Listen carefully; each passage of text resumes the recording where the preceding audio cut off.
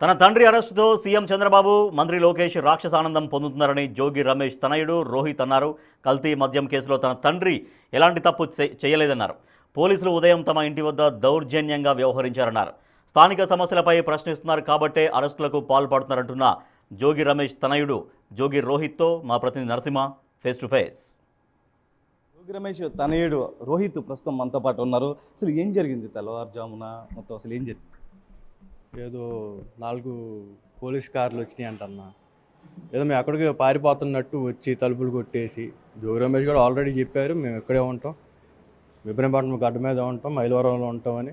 అయినా కానీ ఏదో మేము అక్కడికి పారిపోతున్నట్టు వచ్చి తలుపులు కొట్టేయటం, ఏదో హడావుడిగా చేయటం. అంటే ఇప్పుడు జోగి రమేష్ గారిని తీసుకెళ్తాం, వాళ్ళు టీవీలో చూడాలి, లోకేష్ గారికి చూసి ఆనందంగా అదేదో ఉంటుంది కదా, సైకోపాత్ అనే ఆనందం ఫీల్ పొందాలి కాబట్టి అలా తీసుకెళ్తాం. అతను ఇది జరిగింది. అంటే ఆ టైంలో నోటీసులు ఇస్తామని చెప్పారా, లేకపోతే డైరెక్ట్ అరెస్ట్ అని చెప్పారా? అంటే తలుపులు తీయకపోతే పగలగొట్టుకొని మరీ లోపలికి అన్నట్టుగా ఒకటి తెలుసు. తలుపులు తీయకపోతే పాలు కొడతామని చెప్పి పాలు చాలా గట్టిగా కొట్టారు. తలుపులు మాత్రం పాలు కొడతామని చెప్తాం. నోటీసులు మరి మాకైతే తెలియదు, ఇచ్చినట్టు కూడా ఏం లేరు. అరెస్ట్ ఇంకా తీసుకెళ్లారు, అరెస్ట్ చేస్తారని చెప్పేసి అంటున్నారు. మరి చూడండి, అంటే కల్తీ మధ్య వ్యవహారాల్లో మొదటి నుంచి కూడా సంబంధం లేదు అని చెప్తున్నారు. ఆల్రెడీ మీరు అందరూ కూడా గుడికి కూడా వెళ్ళడం జరిగింది, అక్కడ అమ్మవారి సాక్షి ప్రమాణం కూడా చేశారు. కానీ ప్రస్తుతం ఏం జరుగుతుందన్న? జోగి రమేష్ గారు ఫస్ట్ నుంచి చెప్తున్నారు, నేను గుడికి వస్తా, ప్రమాణం చేస్తా, మీరు లోకేష్ గారు రండి, ప్రమాణం చేయండి, జోగి రమేష్ తప్పు ఉందని చెప్పేసి ఎప్పుడు నేను చెప్తాను. మేము మా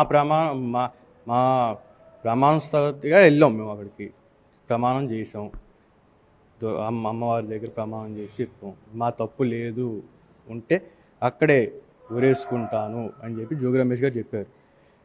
కానీ మరి లోకేష్ గారు ఏమో ఇలా చేశారు, చంద్రబాబు నాయుడు ఏమో వాళ్ళ ఆనందం అనేది ఉంటుంది కదా, అది సాటిస్ఫై అవ్వాలి కాబట్టి ఈరోజు అరెస్ట్ ఇది చేశారు. స్థానికంగా ఉన్నటువంటి సంవత్సరాలు బూడిద కావచ్చు, ఇతరత్ర కావచ్చు, జోగి రమేష్ గారు అనేక సమస్యలను ప్రశ్నిస్తున్నటువంటి పరిస్థితి. కానీ ప్రస్తుతం ఏదైతే చెప్తున్న దాని ప్రకారం కల్తీ మద్యం వ్యవహారానికి సంబంధించి తన ప్రమేయం లేదు, కావాలని ఇరికించే ప్రయత్నం చేస్తున్నారు అంటూ కూడా జోగి రమేష్ చెప్తూ ఉన్నారు. అంటే మీరేం చెప్తున్నారు? అంటే మీరు దగ్గరగా అబ్జర్వ్ చేస్తున్నారు.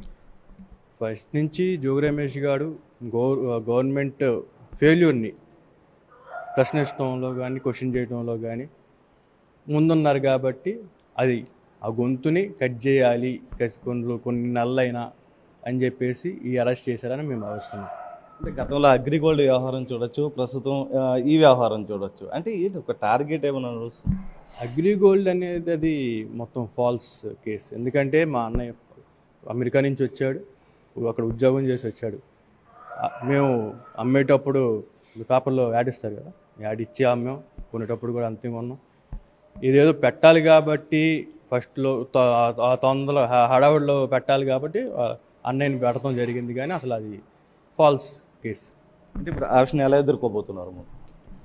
ఏముందన్నా న్యాయ వ్యవస్థలు ఉన్నాయి, మా తప్పు లేదు, ఖచ్చితంగా న్యాయం గెలిచిద్దని కోరుకుంటున్నాను. కల్తీ మద్యం వ్యవహారంలో జోగి రమేష్ ఎటువంటి తప్పు చేయలేదు, కావాలని ఒక ఇరికించే ప్రయత్నం చేశారు. ఖచ్చితంగా న్యాయస్థానంలో మాకు గెలుస్తామంటూ కూడా రోహిత్ అయితే చెప్తున్నారు. ఇప్పుడు సుబ్రహ్మణ్యంతో నరసింహ, బిగ్ టీవీ, ఇబ్రహీం.